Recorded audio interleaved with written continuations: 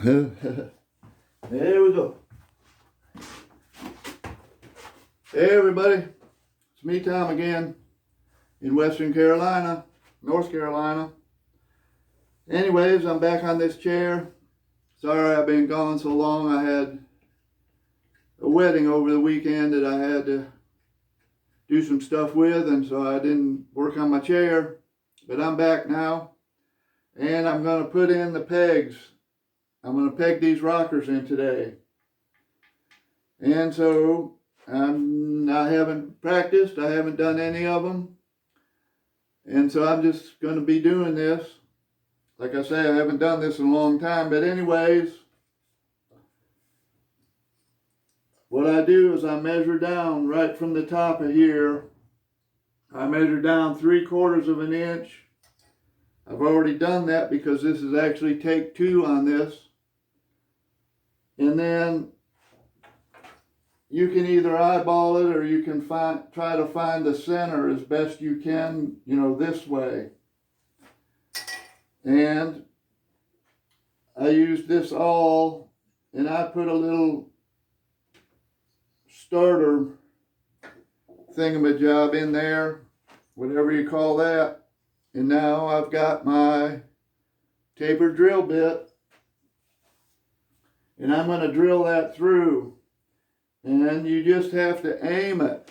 And you're aiming right at the middle of this other side. You're going perpendicular to this rocker. Perpendicular. And you need some kind of a backup block on this other side. Because for one thing, you got to hold this so you don't push it out of the way. I guess I could slide it over there against something, but I'm not going to do that. But you got to hold something back there to try to help it from busting out on the other side. And I'm going to, I think allegedly with a tapered drill bit, you can just zoom it all the way through. But I think what I'm going to do when it starts out on the other side, I'm going to go around to the other side and go in the other side to try to reduce the amount of tear out. But I'm just going to go for it. And you want to hold it level this way. So I'm holding my piece of wood on that other side. I'm looking at my aim, perpendicular.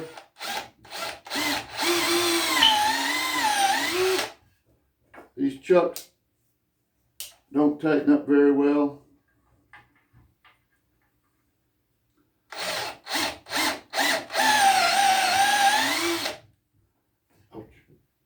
Okay, I came through on the other side. I hit almost in the center. I'm going to go around this way.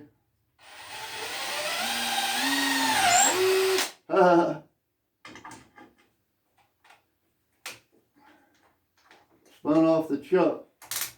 I don't know why that did that.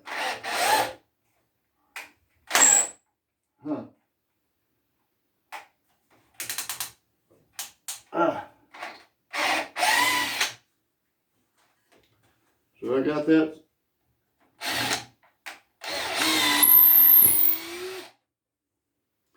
So I got that drilled. All right. Even with the best of intentions, I got some tear out. So I'm going to try to see what it takes to get that tear out off. I think maybe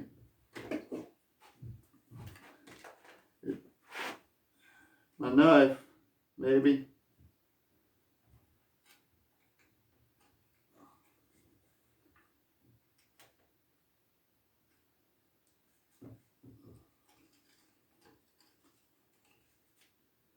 It didn't really tear so bad, it just sort of folded back, folded out of the hole.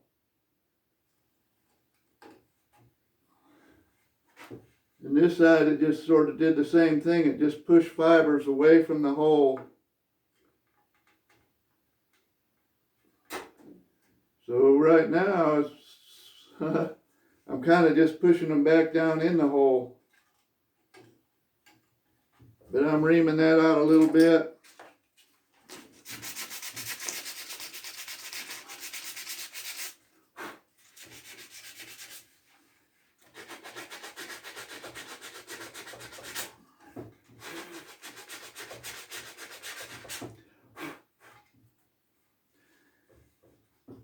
It's a lot more likely to get a bad tear out if you're using a regular drill bit. You got to be real careful with a regular drill bit. So anyways, there I got my hole drilled. You don't need to watch me do the rest of the holes. But I've got my peg, and I think it's long enough.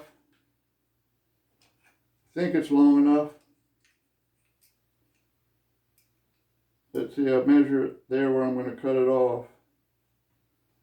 Yeah, it's plenty long. So anyways, I'm going to get a little bit of glue. Put a little glue on my piece of wood. Get my nail. I don't know, you probably don't even need to glue this, but I'm going to put some glue in here.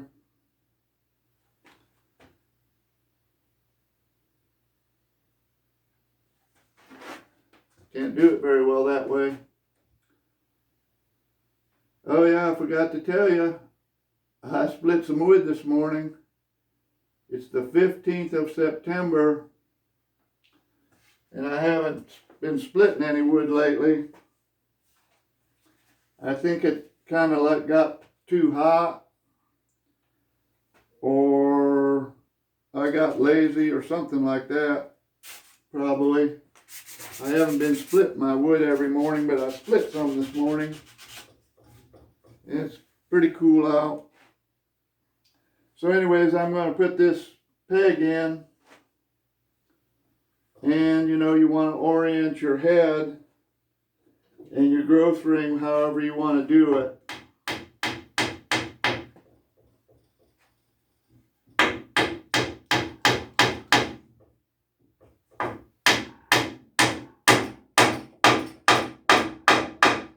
Oh boy, it just came out just the right amount probably. Now, when you're doing pegs and you're putting wedges in pegs, you're supposed to orient how you put the wedge in. And you're supposed to put the wedge in the direction that is not trying to split the piece of wood that you're wedging. And that's this piece of wood. And it's more likely to split this way than this way. So you would put your kerf in, you know, up and down. I don't have enough sharp enough edge on that one. So this is sticking out about heavy 1/8 of an inch on this side. But I got this little piece of wood and it measures an 1/8 of an inch thick. It's been sawed on so many times it's kind of wore out. I put some tape on it to build it back up a little bit. So I could go ahead and just cut this off. That's what I'm going to do. I'm just going to cut that off. Oh, it's just barely a saw blade thickness.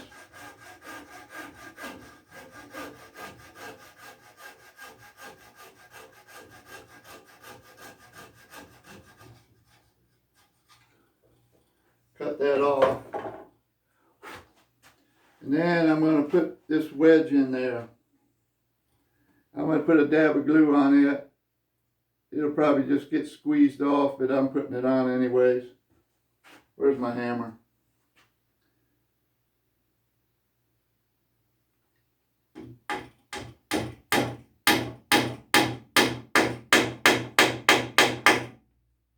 All right. So that went in there pretty good.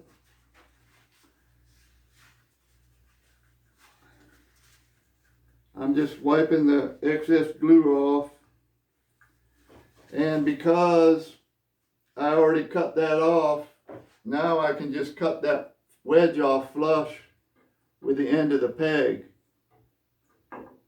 I was right there, my saw was hitting there, it wasn't no good. I had to get it like this.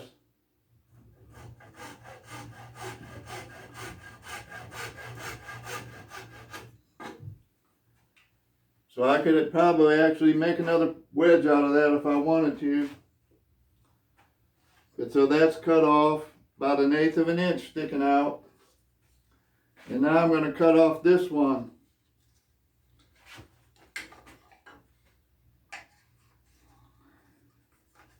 Let's see. I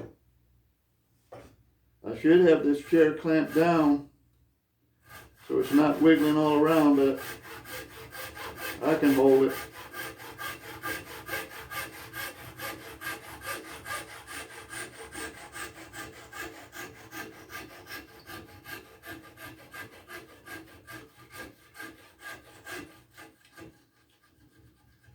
You gotta be careful when you're sawing these. You don't wanna break that corner back too much. So let's see, I got my whittling tool.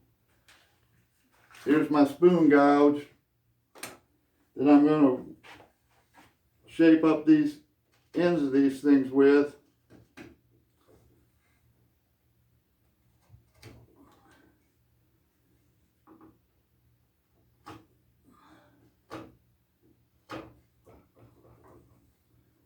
Kind of a little bit awkward here. I haven't practiced this in a long time, or I haven't just done this step. So, I mean, I like to leave a head on here, but you don't want it so big that things catch on it. You know, you don't want mop. People have strings, rugs, anything. You don't want anything catch on this. But I've got this is sticking out, you know, a heavy 1/8 of an inch, I think. It's kind of decorative in a way. It's serving an actual function. You know, we glued those rockers in, but it's nice to have that peg. Now this inside, it's just round, but it's got that wedge in it, but I'm just going to bevel it back. So it's just not a, you know, a sharp corner on that side.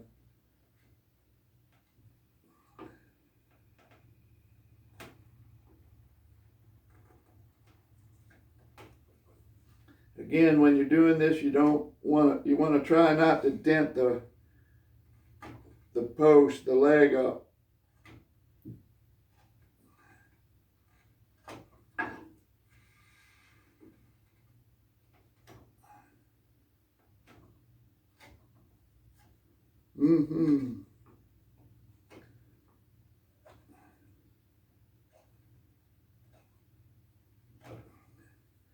So anyways, it's tedious, I'm sure, for you guys watching. But I got that pretty good. I might trim it up a little bit more later. You don't need to watch me struggle with doing that. Probably be better if I could get a different position, get the chair in a different position. So anyways, other things, what's going on. But I showed you the other day about making the pegs for the arms, and I made those pegs. That's them right there. They've got a slot cutting both ends. That one end is beveled because it's the end that's going to go down in. And I have split out my blanks to make the wedges out of. And I could make those wedges with my chisel again, but I'm being a little bit lazy, and I'm probably going to make these wedges on my belt sander. And that's one of the reasons why it's nice to have a long piece. You can make a wedge on this end holding it. you know, on the belt sander. If you got just a little 1/2 inch long piece, it's pretty hard to do on a belt sander. Anyways, you guys all know that. But the next things I'm gonna, you know, as soon as I get these pegs in, the arms are next. And I have cut this set of arms out. I think I showed you that, laying it out one day and stuff. This has got some kind of not so exactly straight grain in it. But I try to put a line of the grain right from the middle here, right down through here where the arm is gonna, where the post is gonna be. And that's on the picture, I'm pretty sure. So anyways, that's how when I lay these out, when I lay my pattern on these, I try to figure out where that line is and match them up. This is some white oak. And I don't know, I'm torn on this, what wood to put in here. I've got white oak here. I think the posts are white oak. But the slats and the rungs are red oak. And I'm beginning to think even these front posts are red oak. So I don't know. I'm gonna figure that out and go move on. So anyways, that's the pegs and the rockers. And another thing I want to show you is I've got this little axe here. It's a plum. I bought that axe about 30 years ago at an auction down in Florida, in Venice, Florida. Anyways, I've never used it very much, but lately I've been using it to split kindling wood. And it just seems to be just the right size and balance and stuff to chop, you know, lightweight splitting. And so I was wanting to get another one. And so I don't know where this head came from, but I had this head about the same size as that one. It says Stanley on it. It's all rusty and stuff, but I'm going to shine it up. But I made a handle. I tried to match it to this one. Anyways, the last few days I had some time. Just, I needed some busy work to do to pass some time. And so I made this handle here. It's red oak. I'm not sure that this thing is perfectly straight. It's pretty close though.